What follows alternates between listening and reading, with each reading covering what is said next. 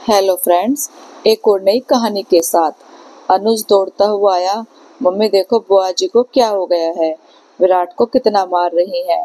सीमा आटे सने हाथों से ही दौड़ती हुई आंगन में आई। दीदी क्या हो गया, आप इतने गुस्से में क्यों हैं?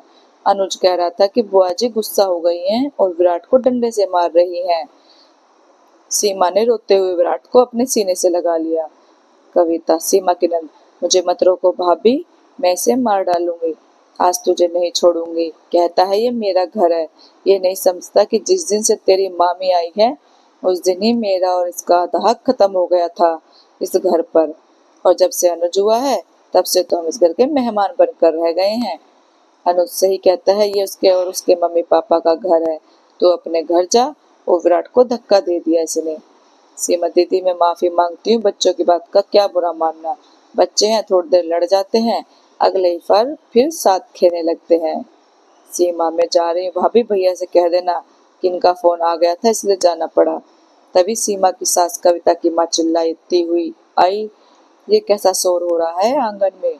कविता, माँ देखो भाभी ने क्या सिखाया है अनुज को, 6 साल का है, मारपीट करता है, जवाब देता है, कहता है मेरा घर है।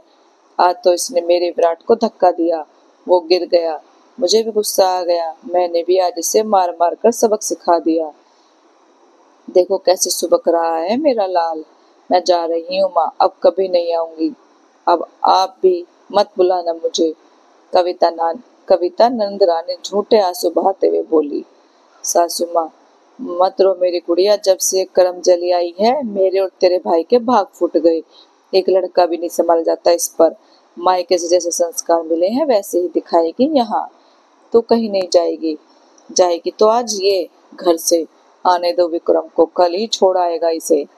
सीमा, मम्मी जी मेरी क्या गलती, इसमें बच्चे हैं कुछ भी बोल जाते हैं, आप घर में कलेश क्यों करवा रही हैं? मैं माफी मांगती हूँ दीदी से। सासू माँ तू चुप रहे, अब जाके अपना काम कर और रात में ही अपना सामान रख लेना, अब इस घर में आने की जरूरत नहीं है। विक्रम के आते ही कविता ने माँ को इशारा किया, माँ भैया आ गए, और धीरे से अंदर वाले कमरे में सरक गई ननंद रानी। पर्दे के पीछे दुबक कर आज परमानंद की अनुभूति करना चाहती थी। इसी दिन का तो ननंद रानी को बेसब्री से इंतजार था, कब भैया भाभी को खरी खोटी सुनाए। बचपन से ननंद रानी ऐसे ही स्वभाव की थी, किसी को बेइज्जत करने का मौका नहीं छोड़ती थी, ना ही किसी से उसकी बनती थी। घमंड तो 7वें आसमान पर था उसका, इसलिए इकलौता लड़का देखकर माँ पिताजी ने रंजीत से बिहा दिया। सासू माँ, सुन विक्रम तू संभाल ले सीमा को। विक्रम पानी पीते, क्यों क्या हो गया माँ, अब क्या कर दिया सीमा ने? सासू माँ, तेरी बहन कुछ दिनों के लिए आती है, घर में उसे चैन से जीने नहीं देती, हमेशा रसोई से बर्तन पटकने की आवाज आती रहती है, जैसे सारा गुस्सा हम माँ बेटी पर ही निकाल रही हो। खाना भी ऐसे नाक मुंह बना कर देती है जैसे हम इसके दुश्मन हो। रोटी भी पूछ कर बनाते कि कितना खाओगे आप लोग। आज तो हद ही कर दी इसने। फिर पूरा किस्सा सासू माँ ने नमक मिर्च लगाकर बताया। विक्रम, अच्छा ऐसी बात है माँ, आज तो मैं फैसला करके रहूंगा इसका।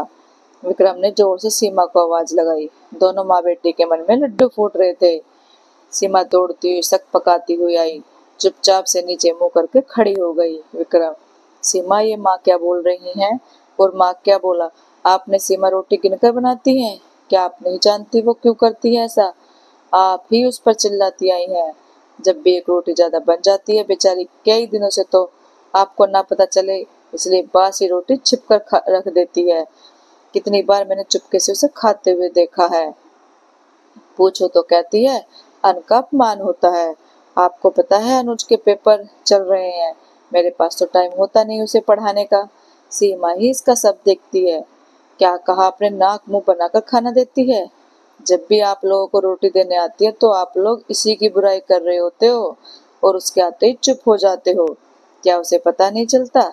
उसे नमक चम्मच एक एक गरम मोट रोटी के लिए 50 चक्कर लगवाते हो। क्या कविता खुद खाना नहीं ले सकती रसोई से? भाभी है उसकी, क्या थोड़ा इंतजार करके उसके साथ खाना नहीं खा सकती?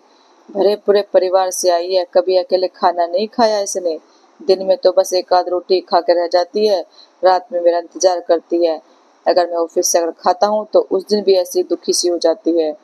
कभी आपने पूछा है सीमा तूने खाया? खाना खाया? तेरी तबीयत कैसी है? तो किस बात का संयुक्त परिवार? बेटे का ख्याल, पापा की दवाई का ख्याल, तुम्हारे घुटनों की मालिश, मेरे हर जरूरत को सामान को तुरंत हाजिर करना, ये सब कौन करता है? आप तीर्थ स्थान पर किसके घर सहारे घर छोड़कर जाती हैं? जवाब दीजिए। कविता को कुछ भी देती हैं? कभी उसे यह मुझे दिखाया है? क्या दे रही हैं? वो भी घर की बहू है और मैं बेटा। आप कविता के स्वभाव को बचपन से जानती है। वो हर बात बढ़ा चढ़ाकर बोलती है और आप विश्वास कर लेती हैं। कभी घर की बहू को भी सुन लीजिए। वैसे तो अब सुनने की जरूरत ही नहीं पड़ेगी। बहुत हुआ समझौता। आज तक समझौता ही करती आई है मेरी कविता। अब उफ तक नहीं की बेचारी ने। इतनी पढ़ी लिखी है, फिर भी घर में नौकरानी जैसा हाल बना दिया है इसका। इसमें मैं भी बराबर का कसूरवार हूँ, पर अब नहीं। कहते हैं बच्चे बूढ़े माँ बाप को बुढ़ापे में अकेला छोड़ देते हैं। हर बार गलती बच्चों की नहीं होती, कई बार गलती माँ बाप की भी होती है। बच्चों को मजबूर कर देते हैं घर छोड़ने पर। समझौता दोनों तरफ से होता है माँ, तब घर चलते हैं। हम चलते हैं माँ, आपकी सयानी बेटी है ना घर के सारा काम करने के लिए। सीमा अपने पति के इस रूप बदलते रूप को निहारती रह गई। उसके आंसू रुकने का नाम नहीं ले रहे थे। आज उसे उसके समझौते का फल मिल चुका था। सीमा और विक्रम घर छोड़कर किराए के मकान में रहने लगे। जाते ही घर भी कभी कभी तीज त्योहारों पर। साथियों, जो समझौता आप लोगों के लिए हानिकारक हो उसे मत कीजिए। जीवन एक बार मिलता है, खुलकर जी लीजिए। दोस्तों, आपको ये कहानी कैसी लगी? अच्छी लगी हो तो लाइक, कमेंट और शेयर करना। चैनल को सब्सक्राइब करना। Thank you.